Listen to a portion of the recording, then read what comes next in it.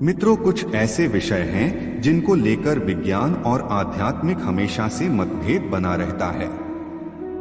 उन्हीं में से एक प्रमुख विषय है आत्मा का एक और विज्ञान, जहां इस पर अभी तक कोई निष्कर्ष पर नहीं पहुंच पाया और उसका शोध जारी है। वहीं हिंदू पुराण में से एक गरुड़ पुराण में इसका वर्णन क्रमवार तरीके से बताया गया है, जैसे आत्मा होती क्या है, उसकी मुक्ति कैसे मिलती है, वह परलोक कब जाती है। एक और प्रश्न है कि आखिर शरीर का वह कौन सा अंग है जहां आत्मा रहती है। तो लिए शुरू करते हैं आज का वीडियो और जानते हैं इस प्रश्न का उत्तर। नमस्कार दोस्तों, आपका स्वागत है हमारे YouTube चैनल जीवन ज्ञान संगम में। वीडियो में आगे बढ़ने से पहले वीडियो को लाइक सब्सक्राइब कर दे।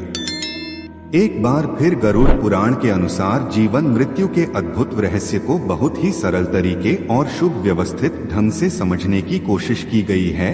यही नहीं, सनातन धर्म में मृत्यु पश्चात इस पुराण को सुनने का प्रावधान भी है।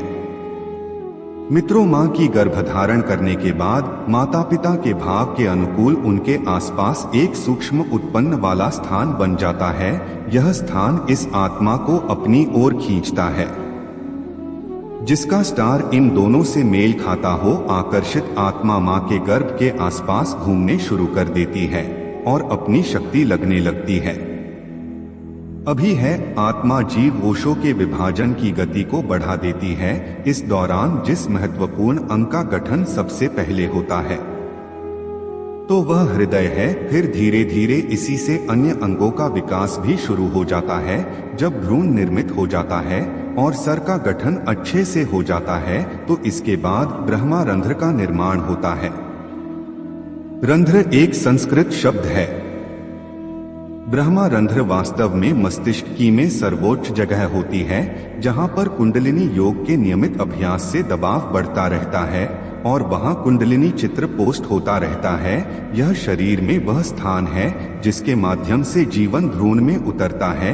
इसका उल्लेख गर्ग संहिता में मिलता है।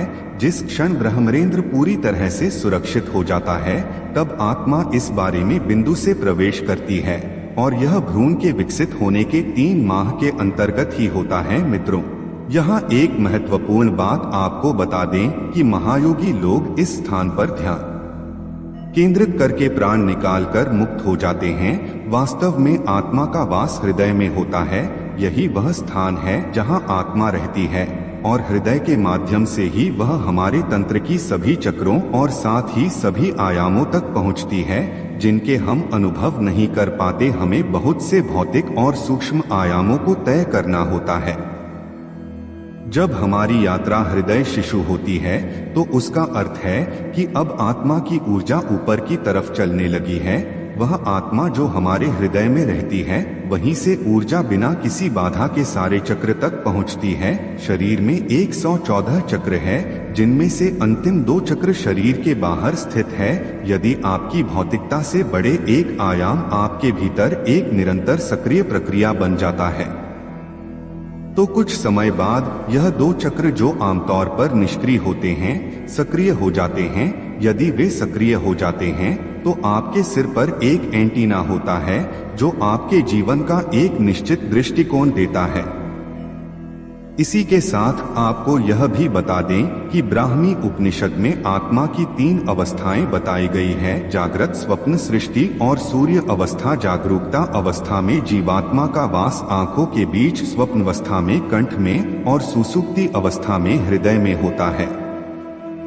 जैसे सूर्य एक जगह रहता है और उसका प्रकाश दूर तक फैला रहता है, इस तरह जीवात्मा का वास एक ही जगह होता है और उसकी चेतन धार पूरे शरीर में बिखरी होती है।